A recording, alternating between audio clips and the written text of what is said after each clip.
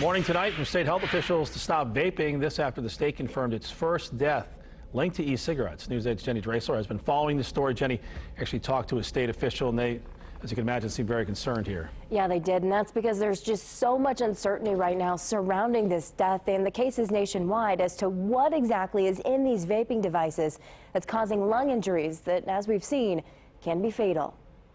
The Indiana State Department of Health has confirmed the first Indiana death. In a news conference Friday afternoon, state health officials announced a person older than 18 died from a severe lung injury. The person had a history of vaping, but the cause has left state health officials perplexed. Nothing is known for certain what is causing these injuries. State health officials say since June, they've investigated 30 cases of severe lung disease related to vaping. 8 cases have been confirmed. Most of the patients involved are between the ages of 16 and 29. What's actually in the vaping devices, a key point of concern. In general, we do know that we have a significant percentage of our cases that have actually individuals have used other substances in their e-cigarette products rather than just the nicotine that comes from a manufactured e-cigarette.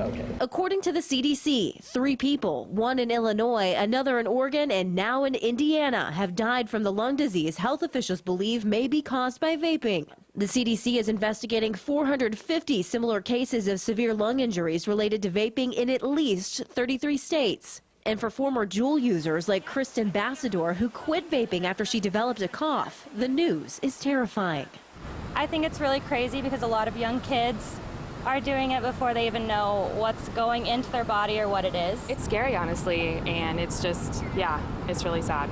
People put CBD oil in them, and it's definitely scary to think about. Tonight, state health officials warning those who do vape to put down the e-cigarettes until more research can be done. Follow CDC's recommendation that folks who really should consider not using these products, not vaping, until more is known about what is causing these lung injuries.